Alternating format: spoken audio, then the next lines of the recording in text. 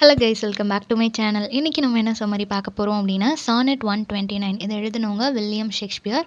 So இவரோட 154 collection of சானட்டில் தான் இதுவும் இருக்குது. ஃபர்ஸ்ட் 126 வந்து ஃபேர் யூத்தை பற்றி எழுதியிருப்பார், ரிமைனிங் வந்து டார்க் லேடியை பற்றி எழுதியிருப்பார் இல்லையா. ஸோ இதுலேயுமே 126க்கு அப்புறம் தான் இருக்குது. ஸோ இதுலேயும் டார்க் லேடி பற்றி தான் பேசியிருக்கிறாரு. அதுலேயும் முக்கியமாக நேச்சர் ஆஃப் லஸ்ட்டை பற்றி பேசியிருக்கிறாரு. லஸ்ட் அப்படின்ற ஒரு விஷயம் ஒரு மேனை வந்து என்ன மாதிரியான சுச்சுவேஷனுக்கு கூட்டிகிட்டு போகுது, லஸ்ட் அப்படின்ற அந்த ஒரு ஃபீல் வரும்போது அவன் என்ன மாதிரியெல்லாம் பிஹேவ் பண்ணுறான் அப்படின்றத வந்து இந்த 14 லைன்ஸில் எக்ஸ்பிளைன் பண்ணியிருக்கிறாரு. ஸோ இது வந்து ட்ரெடிஷ்னல் ஷேக்ஸ்பியரியன் ஸ்ட்ரக்சரில் தான் கொடுத்துருக்கிறாரு. யூஸ்வலாக இருக்கிற மாதிரி 14 லைன்ஸ், 3 குவாட்ரைன்ஸ் இருக்குது அண்ட் ஃபைனலாக ஒரு கப்லெட் இருக்குது. இதுவும் ஐயாம்பிக் பென்டாமீட்டரில் தான் எழுதியிருக்கிறாங்க. ரைமிங் ஸ்கீம் கொடுத்துருக்குற அதையும் செக் பண்ணிக்கோங்க. அண்ட் இந்த சானட்டை வந்துட்டு நிறைய இன்டர்பிரிட்டேஷன்ஸ் எல்லாம் வந்திருக்கும் இல்லையா. அதில் என்ன சொல்கிறாங்க அப்படின்னா இது வந்து ஷேக்ஸ்பியரோட பர்சனல் எக்ஸ்பீரியன்ஸை தான் அவர் ஷேர் பண்ணியிருக்கிறாரு. டார்க் லேடியுடனான அவரோட ரிலேஷன்ஷிப், அவர் என்ன ஃபீல் பண்ணார் அப்படின்றதான் இதில் கொடுத்துருக்கிறாரு அப்படின்னு சில பேர் சொல்கிறாங்க. சில பேர் என்ன சொல்கிறாங்க அப்படின்னா இது வந்து கம்ப்ளீட்லி ஒரு ஃபிக்ஷன். நம்ம மற்றவங்களோட இமோஷன்ஸ் எல்லாம் யோசிக்கும் போது மனுஷன் இப்படி தான் இருப்பான் அப்படின்னு சொல்லி இவராக யோசித்து ஹியூமன் டிசையர்ஸை பற்றி இவராக எழுதியிருக்கிறாரு அப்படின்னு சொல்லிட்டு வேரியஸ் இன்டர்பிரிட்டேஷன்ஸ் இருக்குது. ஓகேவா. ஸோ போம் லைன் டிஸ்கிரிப்ஷனில் கொடுத்துருக்குறேன், அதையும் ஃபாலோ பண்ணிக்கோங்க. எப்படி ஸ்டார்ட் பண்ணுறாங்க அப்படின்னா lust is a costly and disgrace.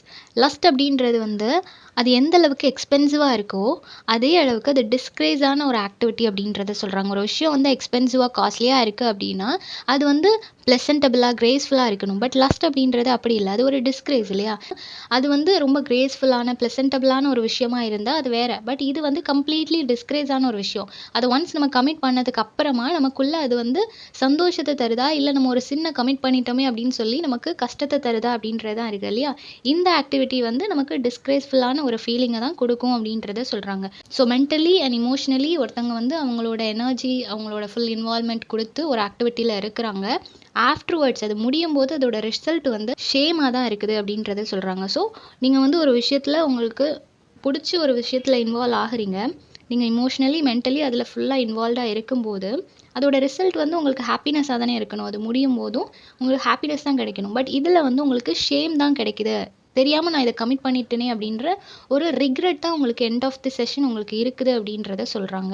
Next என்ன சொல்கிறாங்க அப்படின்னா லஸ்ட்டு அந்த ஆக்ஷன் வந்து ஸ்டார்ட் பண்ணும்போதும் சரி, அந்த ஆக்ஷனில் இருக்கும்போதும் சரி, அது முடிகிற அந்த எண்டு வரைக்கும் சரி, உங்களுக்கு வந்து என்ன மாதிரியான ஒரு மைண்ட் செட் இருக்கும் அப்படின்னா நீங்கள் வந்து ஒரு சீட் பண்ணுற மாதிரி ஒரு மைண்ட் செட் தான் உங்களுக்கு இருக்கும் அப்படின்றத சொல்கிறாங்க. ஏன் சீட்டிங் அப்படின்னா இப்போ நம்ம ஃபேவரட்டான ஒரு பர்சன் கூடவே அந்த ரிலேஷன்ஷிப்பில் இருந்தாலும் அந்த பர்டிகுலர் மொமெண்ட் அவங்கள வந்து என்கேஜாக வச்சுக்கணும், உங்களோட மைண்டுக்கு ஏற்ற மாதிரி அவங்களையும் வச்சுக்கணும் அப்படின்றதுக்காக நிறைய பொய் சொல்லுவாங்க இல்லையா. நிறைய அவங்க ஹனி கோட்டட் வேர்ட்ஸ் எல்லாம் சொல்லுவாங்க. ஸோ அது எல்லாமே cheating. At the end of the action அதெல்லாம் ஒன்றும் இல்லாமல் போயிடும், அவங்க மேலே வெறுப்பு வர்றது கூட சான்சஸ் இருக்குது இல்லையா. ஸோ இந்த மாதிரி அந்த ஒரு பர்டிகுலர் ஆக்ஷனுக்காக அவங்க யூஸ் பண்ணக்கூடிய அந்த ஒரு வேர்ட்ஸ் எல்லாமே ஒரு சீட்டிங் மாதிரி தான் அப்படின்றத சொல்கிறாங்க. தென் மர்டரஸ் ஃபீல், ஒரு சின்ன விஷயமா இருக்கும், அதுக்காக ஒருத்தவங்கள கொலை பண்ணியே ஆகணுன்ற மாதிரி ஒரு கோவத்தில் அவன் இருப்பான் இல்லையா. அந்த மாதிரி தான் இந்த லஸ்ட் அப்படின்ற ஃபீலிங் வந்து அவங்களுக்குள்ளே வரும்போது ஏதோ ஒரு டிஸ்டர்பன்ஸ் அவங்களுக்கு வருது அப்படின்னாலும், இல்லை இந்த லஸ்ட்டுக்கு வந்து யாரோ ஒருத்தவங்க தடையாக இருக்கிறாங்க அப்படின்னாலும் அவங்கள கொலை பண்ணுறதுக்கு கூட அவங்க துணிஞ்சிருவாங்க. அந்த அளவுக்கு ஒரு மர்டரருக்கு எந்த அளவுக்கு ஒரு கோபம் இருக்குமோ அதே அளவுக்கு இவங்களும் ஃபீல் பண்ணுவாங்க அப்படின்றத சொல்கிறாங்க. Then full of blame. ஒரு ஆக்ஷன் முடியும் போது அது நம்ம ப்ளேம் பண்ணி தான் அது முடியும். ஜஸ்ட் ஒரு ஷார்ட் டியூரேஷன் ஹாப்பினஸ்க்காக அவங்க வந்து அவங்களோட லைஃப்பில் பண்ணக்கூடாத ஒரு சின்னை வந்து அவங்க பண்ணுறாங்க இல்லையா. ஸோ லாஸ்ட்டில் அது வந்து ஒரு ப்ளேமில் தான் போய் முடியும். உன்னால தான் நடந்துச்சு, என்னால் தான் நடந்துச்சுன்னு சொல்லி ஒரு ப்ளேமில் தான் முடியுமே தவிர அங்கே லவ் அண்ட் அஃபெக்ஷன் இருக்காது அப்படின்றத சொல்கிறாங்க. தென் சாவேஜ், ஒரு காட்டு மிராண்டி மாதிரி ஒரு பேர்பேரிக் பிஹேவியர் தான் அவங்க 2 பேருக்குமே இருக்கும் அப்படின்றத சொல்கிறாங்க. தென் எக்ஸ்ட்ரீம் வயலன்ஸாக இருக்கலாம், எக்ஸ்ட்ரீம் ஆங்கராக இருக்கலாம், extreme rude and cruel behaviour. So அந்த ஒரு பர்டிகுலர் டைம் அந்த லஸ்ட்டில் அவங்க இன்வால்வ்டாக இருக்கும்போது அவங்களுக்கு அந்த அளவுக்கு ஒரு கோபம் இருக்கும். ஏன்னா அது கம்ப்ளீட்லி லவ் அண்ட் லஸ்ட் அப்படின்னு சொல்லி நம்ம டிஃப்ரென்ஷியேட் பண்ணும்போது லவ்வில் அவங்க இந்த மாதிரி ஒரு ரிலேஷன்ஷிப்பில் இருக்கிறாங்க அப்படின்னா அப்போ அவங்க கோபம் வராது இல்லையா. எவ்வளோ டிஸ்டர்பன்ஸ் வந்தாலும் அவங்க கோவப்படாமல் அக்செப்ட் பண்ணிப்பாங்க, ஓகே அப்படின்னு சொல்லிட்டு அக்செப்ட் பண்ணிப்பாங்க. பட் லவ் அப்படின்றது கொஞ்சம் கூட இல்லாமல் கம்ப்ளீட்டாக லஸ்ட்டுக்கு இம்பார்ட்டன்ஸ் கொடுத்து அவங்க ஒரு ஆக்டிவிட்டியில் இருக்கிறாங்க அப்படின்னா அப்போ வந்து அவங்களுக்கு கோவம் தான் வரும். சின்ன ஒரு விஷயமா இருந்தாலும் அது ரொம்ப கோவத்தை ஏற்படுத்தும், அவங்களோட பிஹேவியருமே ரொம்ப வைலன்ஸாக இருக்கும் அப்படின்றத சொல்கிறாங்க. நெக்ஸ்ட் என்ன சொல்கிறாங்க அப்படின்னா we can't trust them easily. இந்த ப்ராசஸில் இருக்கும்போதும் சரி, அந்த லஸ்ட் அப்படின்ற அந்த ஒரு ஆக்டிவிட்டி முடியும் போதும் சரி, அந்த பர்ட்டிகுலர் பெர்சனை நம்மளால நம்ப முடியாது அப்படின்றத சொல்றாங்க. ஏன்னா, அவங்க வந்து இந்த ப்ராசஸ்க்காக தான் இந்த மாதிரி ஹனி கோட்டட் வேர்ட்ஸ் எல்லாமே பேசுறாங்க. இது முடியும்போது நம்மள கண்டுக்க கூட மாட்டாங்க. நம்மள கை கழுவி விட்டுருவாங்க அப்படின்ட்டு, ஆப்போசிட் ஜெண்டர்ல இருக்கிறவங்களுக்கு அது கண்டிப்பா ஒரு பயத்தை ஏற்படுத்தும். அவங்க மேல ஒரு ட்ரஸ்ட் இருக்காது அப்படின்றத சொல்றாங்க. தென் அவங்க எந்த அளவுக்கு இத என்ஜாய் பண்றாங்களோ, வெரி சூனர் ரொம்ப சீக்கிரமா இல்லன்னா கொஞ்ச நேரம் கழிச்சுனாலும் சரி, ரொம்பவே ஸ்ட்ரெய்ட்டா அவங்கள வந்து வெறுக்க ஆரம்பிச்சுருவாங்க அப்படின்றத சொல்றாங்க. ஸோ வெரி ஷார்ட் டியூரேஷனுக்கு மட்டும் தான் அவங்களுக்கு அந்த அன்பு எல்லாமே இருக்கும். அந்த ஹனி கோட்டட் வேர்ட்ஸ் எல்லாமே இருக்குமே தவிர, சூன் ஒருத்தர் ஒருத்தர் வெறுக்க ஆரம்பிச்சுருவாங்க. அது ரொம்ப ஸ்ட்ரெய்ட்டாவே இருக்கும். அவங்க வந்து மறைச்சு தான் அத வெறுக்கணும் அப்படின்றதெல்லாம் இல்ல. உள்ள தான் வச்சிருக்கணும். வெளிய அத ஷோ பண்ண மாட்டாங்க அப்படிலாம் இல்ல. ஸ்ட்ரெய்ட்டாவே அவங்க கிட்ட அந்த ஹார்ஷான வேர்ட்ஸ் எல்லாம் பேசுறது, இந்த மாதிரி ஹண்டர் லைக் அனிமல். ஒரு அனிமல எப்படி வந்து நம்ம எதையுமே யோசிக்காம அத வேட்டையாடி கொன்னு சாப்பிடுவோமோ, அந்த மாதிரி தான் அவங்க கிட்டயும் பிஹேவ் பண்ணுவாங்க அப்படின்றத சொல்றாங்க. ஸோ ஒன்ஸ் வந்து அந்த லஸ்ட் அது கம்ப்ளீட் ஆயிடுச்சு அப்படின்னா, பீப்பிள் வந்து ரொம்பவே ஈஸியா அதுல வந்து இரிட்டேட் ஆவாங்க. ரொம்ப போர் ஆன மாதிரி அவங்களுக்கு ஃபீல் ஆகும் அப்படின்றத சொல்றாங்க. வெரி சூன் அவங்களுக்கு அது இரிட்டேட்டிங்கா ஃபீல் ஆகும் அப்படின்றத சொல்றாங்க. இதுக்கு ஒரு கம்பேரிசனும் குடுத்துருக்காங்க. எப்படி வந்து ஒரு ஃபிஷ் வந்து இப்ப நம்ம தூண்டில்ல ஒரு சின்ன வார்ம் மாதிரி ஏதாவது ஒண்ணு நம்ம மாட்டி தண்ணிக்குள்ள போடுறோம்னா, அந்த ஃபிஷ் வந்து அந்த வார்ம பார்த்த உடனே எதையுமே யோசிக்காம போய் அத கவ்வி பிடிச்சிரும். இல்லையா?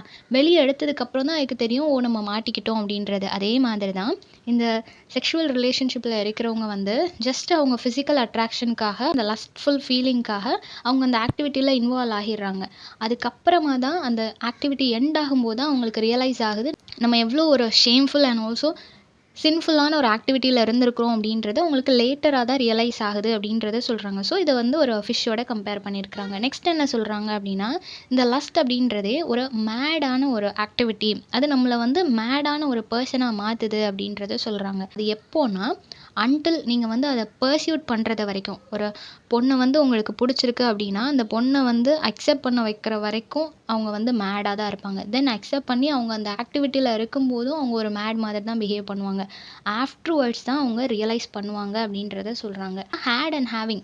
ஸோ அந்த ரிலேஷன்ஷிப்ல இருக்கும்போதும் சரி, இல்ல அது முடிஞ்சதுக்கு அப்புறமும் சரி, ஒரு எக்ஸ்ட்ரீம் மேட்னஸ் தான் அவங்க கிட்ட நம்மளால பார்க்க முடியுது அப்படின்றத சொல்றாங்க. நெக்ஸ்ட் என்ன சொல்றாங்க அப்படின்னா, டு பி ஃப்ராங்க் இது வந்து ஒரு பிளிஷ்ஃபுல்லான மொமெண்ட் அப்படின்றத சொல்றாங்க. எப்போனா நம்ம வந்து ஒரு லவ்வோட ஒரு ரிலேஷன்ஷிப்ல இருக்கும்போது, ஒரு செக்ஷுவல் ரிலேஷன்ஷிப்ல இருக்கும்போது, அங்க லவ் இருந்துச்சு அப்படின்னா, இட்ஸ் ப்ரூஃப் அப்படின்னே சொல்றாங்க. அது ஒரு பிளிஷ்ஃபுல்லான மொமெண்ட் அப்படின்றத சொல்றாங்க. ஆனா, அட் த சேம் டைம் இதையும் நான் ப்ரூவ் பண்ணுவேன். என்ன அப்படின்னா, அது ஒரு பெயின்ஃபுல்லான மொமெண்ட் அப்படின்றதையும் சொல்றாங்க. அது கண்டிப்பா உங்களுக்கு பெயின்ஃபுல்லா இருக்கும் இல்லையா? மென்டலி நீங்க ரொம்ப கில்ட்டா ஃபீல் பண்ணுவீங்க. ஒரு ரிக்ரெட் உங்களுக்கு இருக்கும். ஸோ அந்த மொமெண்ட் வந்த அந்த ஒரு லஸ்ட்ஃபுல்லான ஃபீலிங்க்காக நீங்க ஒரு பெர்சன ஏமாத்துறீங்க அப்படின்றப்போ, எப்பவுமே அந்த கில்ட் உங்களுக்கு இருந்துட்டே இருக்கும் இல்லையா? ஸோ அததான் சொல்றாங்க. ஒரு லவ்வோட நீங்க வந்து அந்த ரிலேஷன்ஷிப்ல இருக்கும்போது, அது ஒரு பிளிஷ்ஃபுல்லான ஃபீலிங்கா இருக்கும். லவ் இல்ல அப்படின்றப்போ, கண்டிப்பா அது ஒரு பெயின்ஃபுல்லான மொமெண்ட்டா தான் இருக்கும் அப்படின்றத சொல்றாங்க. நெக்ஸ்ட் என்ன அப்படின்னா, இந்த ஆக்டிவிட்டில நீங்க இன்வால்வ் ஆகுறதுக்கு முன்னாடி வரைக்கும் உங்களுக்கு ரொம்ப ஹாப்பினஸ்ஸா இருக்கும் இல்லையா? ஸோ வந்து அக்செப்ட் பண்ணிட்டா அப்படின்ற ஒரு சந்தோஷம் உங்களுக்கு எப்பவுமே இருக்கும். நீங்க ரொம்ப ஹாப்பியா இருப்பீங்க. ஆனா ஆஃப்டர் தான் நீங்க ரியலைஸ் பண்ணுவீங்க, இட்ஸ் லைக் அ ட்ரீம். அது ஒரு மாயை. ஸோ அந்த மாதிரி தான் நீங்க அது முடிஞ்சதுக்கப்புறம் ஃபீல் பண்ணுவீங்க. இதுல என்ன இருக்கு? இதுக்கா நம்ம இவ்ளோ எக்ஸைட் ஆனோம்?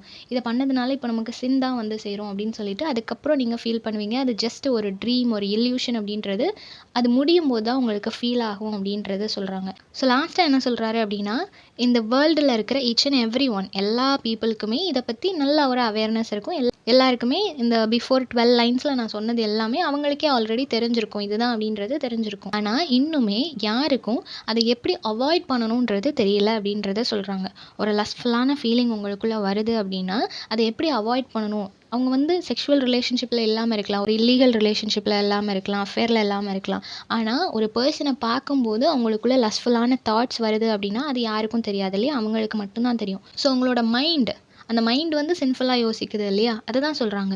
ஸோ அது கூட அவங்களால அவாய்ட் பண்ண முடியாது அப்படின்றது சொல்றாங்க. ஈவன் இதெல்லாம் தப்பு, அது எல்லாமே ஒரு கில்ட்ட குடுக்கும்னு சொல்லி எல்லாருக்கும் தெரிஞ்சிருந்தாலும், இன்னமும் எல்லாருக்கும் அத எப்படி அவாய்ட் பண்ணணும்னு சொல்லி தெரியல. ஹெவன்னு நெனச்சு, ஹெவனுக்கு லீட் பண்ணிட்டு போறதா நெனச்சு, ஒரு ஹெல்ல நோக்கி அவங்க போயிட்டுருக்காங்கன்றதும், அத எப்படி அவாய்ட் பண்ணணுன்றதும் அவங்களுக்கு தெரியல அப்படின்றத சொல்றாங்க. ஸோ லஸ்ட் அப்படின்ற அந்த ஒரு ஃபீலிங், அது ஒரு ஹியூமன வந்து என்ன மாதிரி பிஹேவ் பண்ண வைக்குது, அது சின்னு தெரிஞ்சும் அவனால எப்படி கண்ட்ரோல் பண்ண முடியாம இருக்குது அப்படின்றத வந்து சொல்லியிருக்கிறாரு. ஸோ இந்த சம்மரி எல்லாருக்கும் புரிஞ்சிருக்கும்னு நெனைக்கிறேன். நெக்ஸ்ட் என்ன டாபிக்ல வீடியோ போடலாம்னு சொல்லி கமெண்ட் பண்ணுங்க. தேங்க் யூ ஃபார் வாட்சிங்.